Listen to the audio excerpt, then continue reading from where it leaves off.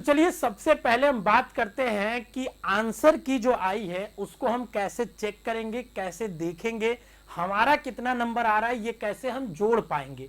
पूरी प्रक्रिया आसान भाषा में समझते हैं, आराम से तसल्ली से। कोई हड़बड़ी नहीं है कि जल्दी देखो ये हो जाएगा वो हो जाएगा, ये सब बिल्कुल नहीं। आराम से समझना है चीजों को, क्योंकि हमको जल्दीबाजी कुछ नहीं करना है। ठीक है, पर्याप्त समय है हमारे पास।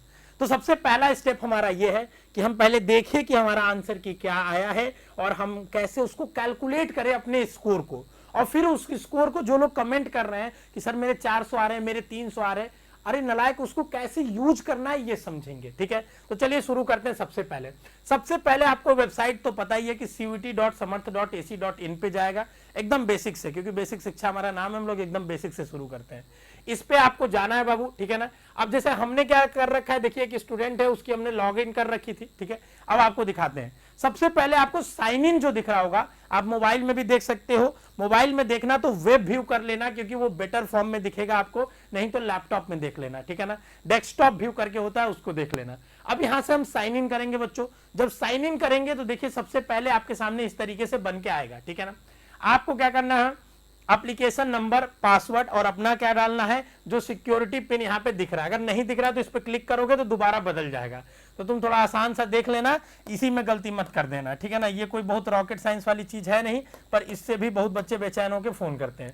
अपना एप्लीकेशन नंबर डालना, पासवर्ड डालना।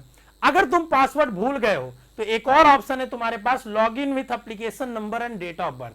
तो तुम एप्लीकेशन नंबर और डेट ऑफ बर्थ अपना डाल के भी, क्योंकि डेट ऑफ बर्थ तो भूले नहीं होगे, एप्लीकेशन नंबर भी तुम्हें याद होगा। ठीक है ना, तो ये क्या बोलते हैं, आपको लॉगिन कर लेना है। ठीक है, लॉगिन करेंगे तो आपका नाम यहाँ देखिए, जैसे मुस्कान बच्ची है, इसका दिख रहा है और आपके सामने इस तरीके से दिखेगा। ठीक है, अब ध्यान से सुनिए, नीचे जाएंगे सबसे नीचे। ठीक है ना, कैसे सबसे पहले अपना रिस्पॉन्स की देखना है, देखिए आपको। ठीक है ना, सबसे पहले अगर नीचे जाएंगे तो आपने जितने एग्जाम दिए हैं, ठीक है ना, जैसे इन्होंने देखिए स्लॉट 1 में एग्जाम दिया हिंदी, फिजिक्स और केमिस्ट्री का। ठीक है, तो इनका पूरा यहाँ पे दिख रहा है। ठीक है, स्लॉट 2 में इन्होंने एग्जाम दिया है मैथमेटिक्स का, तो इनका दिख रहा है यहाँ पे। ठीक है ना, तो आपको एक स्लॉट का पूरा एक जगह दिखेगा और 2 स्लॉट में तो आपको 2 जगह पूरा आपका आंसर की दिखेगा। ठीक है, तो अब हमको मान लीजिए देखना है स्लॉट 1 का, तो हमने क्लिक टू व्यू किया, यहाँ पे पूरा खुल गया। ठीक है ना, अब देखिए सबसे पहले यहाँ लिखा हुआ है, ठीक है ना, पेपर सब्जेक्ट फिजिक्स। ठीक है, फिजिक्स क्वेश्चन आईडी इस तरीके से लिखा हुआ है। ठीक है, आप लिखा हुआ है, अब पूरा इसको आप देख लेंगे। ठीक है ना, एक एक देखिए, अब इस क्वेश्चन पूरा आपके पूरे स्लॉट 1 में जितने पेपर हुए हैं सबका यहाँ लिखा होगा। सबसे पहले देखिए एक एक चीज बता रहा हूं, हर क्वेश्चन की एक आईडी होती है जो बहुत इंपॉर्टेंट है जब आप इसको क्लेम करेंगे तब। ठीक है ना, तो क्वेश्चन आईडी हर क्वेश्चन में होना चाहिए, आप देख लीजिएगा। दूसरा, हर सेक्शन का नाम, मतलब कि आप कौन कौन सा एक स्लॉट में सब्जेक्ट दिए वो भी लिखा होगा वहां पे, फिर क्वेश्चन पूरा लिखा होगा, फिर ऑप्शन लिखा होगा बच्चों। ठीक है ना, और आंसर गिवन बाय कैंडिडेट, मतलब जो आपने आंसर दिया है वो लिखा होगा। ठीक है, तो अब जैसे जिस बच्चे, जैसे दिखाता हूं आपको। ठीक है ना, जैसे ये वाला ऑप्शन देखिए। ठीक है ना, अब इसमें क्या है कि क्वेश्चन फिजिक्स का है और देखिए ये ऑप्शन है, बच्चे ने आंसर ए दिया है। एनटीए का क्या आंसर है वो अभी दिखाऊंगा, देखने का तरीका। तो सबसे पहला काम क्या करना है आपको, ये इस पे क्लिक करके आपको ये पीडीएफ क्या कर लेना है बच्चों, देखिए देखिए ध्यान से दिखाता हूं आपको। जो आप अटेम्प्ट नहीं किए रहेंगे उसको रेड रेड दिखा देता है बच्चों। ठीक है ना, देखिए, और देखिए इसी में सब है, फिजिक्स केमिस्ट्री। इन्होंने चूंकि इन्होंने पहले स्लॉट में हिंदी फिजिक्स केमिस्ट्री दिया है, तो हिंदी फिजिक्स केमिस्ट्री सारा इनका इसी में दिखेगा। एक स्लॉट का आपको एक जगह पीडीएफ दिखेगा। ठीक है ना, 2 स्लॉट का आपको 2 जगह पीडीएफ दिखेगा। ठीक है ना, एक स्लॉट का आपको एक जगह पीडीएफ दिखेगा, 2 स्लॉट का आपको 2 जगह पीडीएफ दिखेगा। ठीक है ना, अब देखिए आपको क्या करना है, ये आपने पीडीएफ डाउनलोड कर लिया। ठीक है ना, अब ध्यान से सुनिए थोड़ा सा। ठीक है ना, ध्यान से सुनिए क्या करना है आपको, मैं आपको बताता हूं। ठीक है ना, अब आपको अपना आंसर याद होगा, अगर नहीं लगाए हैं तो यहां से देख के पता चल जाएगा। इसके बाद आप क्या करेंगे, प्रिंट वाले ऑप्शन पे क्लिक करेंगे और यहां पे सेव एज पीडीएफ करके इसको पीडीएफ के फॉर्म में सेव कर लेंगे। ठीक है, जब आप इसको पीडीएफ के फॉर्म में आप सेव कर लेंगे बाबू, ठीक है, तो आपके पास ये पूरा क्वेश्चन पेपर जिसका आंसर आपने जो दिया है उसका एक पीडीएफ आ जाएगा। उसको आप प्रिंट करा लीजिएगा, मैं यही आपको सुझाव दूंगा। ठीक है ना, अगर प्रिंट नहीं करा पाते हैं तो 2 फोन लीजिए, एक में वो पीडीएफ खोलिए और दोबारा आप अपने पोर्टल पे जाइए। ठीक है ना, ऐसे ही आप स्लॉट 2 का भी देख सकते हैं। ठीक है, नीचे जाइए, इसमें आपको व्यू एंड चैलेंज आंसर की पे क्लिक करना है। यहां पे क्लिक करने के बाद आपको क्या करना है, यहां पे क्लिक करने के बाद आपको क्या करना है बाबू, देखिए अभी खुल रहा है, क्योंकि वेबसाइट बहुत ज्यादा सर्वर रात में तो चल ही नहीं रहा था, ठीक है, सुबह से चलना चालू हुआ है, अभी देखिए फिर से वो हो रहा है, ठीक है। तो इसमें आपको दिखेगा कि एनटीए ने क्या आंसर दिया है किस क्वेश्चन का। पर यहां थोड़ा सा देखो ट्रिक है, देखो ये ऐसा नहीं कि देखो अब इसमें एनटीए की गलती नहीं देंगे, मैं आपको बताता हूं किस चीज में देना चाहिए उसको भी समझना है, ठीक है। ये पहले से ही ऐसा प्रारूप बनाते आया है तो हमारे लिए तो चेंज करेगा ही नहीं, ठीक है ना। तो ये आपको इससे एक्सेप्ट करना पड़ेगा, इसमें मत परेशान होना, जो जेन्युइन चीज है उसके लिए हम लोग बात करते हैं। ये भी गलत है ऐसे देना, ठीक है, बट सिस्टम की कुछ मजबूरियां होती हैं, क्योंकि हम लोग भी कोर्सेज चलाते हैं टेस्ट सीरीज, तो हमें पता है किस लेवल से होता है। अब यहां ध्यान से सुनना, यहां लिखा है तुम्हारा कौन सा स्लॉट है, कौन सा सब्जेक्ट है और कौन सा क्वेश्चन आईडी है, इसका एनटीए ने कौन सा क्वेश्चन दिया है सही। तो आप एक तरफ अपना पीडीएफ लीजिएगा, एक तरफ इसको देखिएगा खोल के और देखते जाइएगा कि क्वेश्चन आईडी और ऑप्शन आपका आपने क्या मिलाया है, पीडीएफ में लगाया है, और एनटीए ने क्या दिया है। ऐसे आप अपना आंसर मिलाएंगे, सबसे पहला चीज, ठीक है ना। आंसर मिलाने के लिए सबसे पहली चीज यही है, ऐसे मिलाएंगे।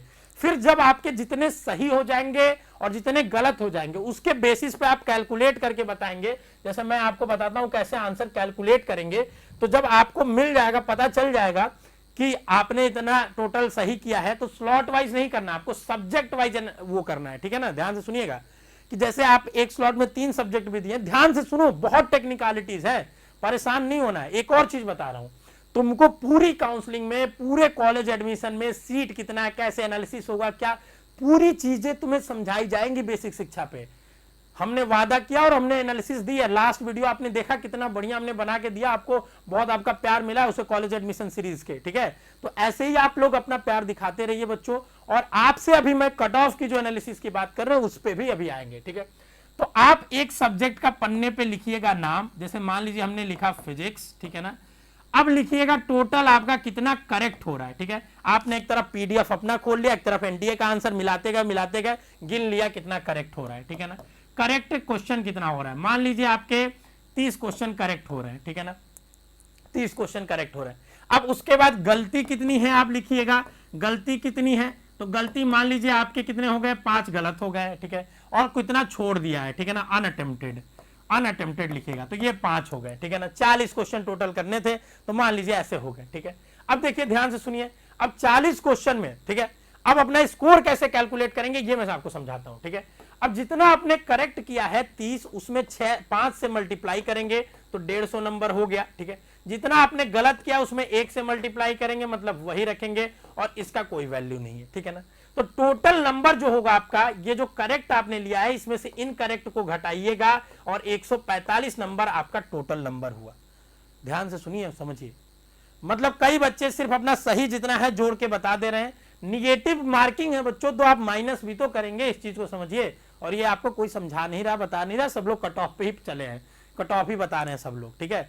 तो सबको कट ऑफ ही बताना है, यही चीज करना है। आप थोड़ा सा समझदार बनिए और समझिए, ठीक है ना। दूसरी बात, आगे से हम क्या करेंगे, डेली एक काउंसलिंग सेशन लेंगे बाबू, जिसमें हम आपको बताएंगे कि क्या आपको किस कॉलेज के कट ऑफ अंतर, अगर हमारे पास एक एनालिसिस आ जाता है तो कि क्या आपको कट ऑफ की एनालिसिस होगी, क्या पता चलेगा, उसके बेसिस पे हम डिटेल में आपको समझाएंगे, बताएंगे। बट उसमें कुछ क्राइटेरिया होंगे कि यूनिवर्सिटी वाइज हम चलाएंगे, क्योंकि देखिए हर यूनिवर्सिटी के लिए सब्जेक्ट कॉम्बिनेशन अलग अलग माना जा रहा है, इस चीज को समझिए।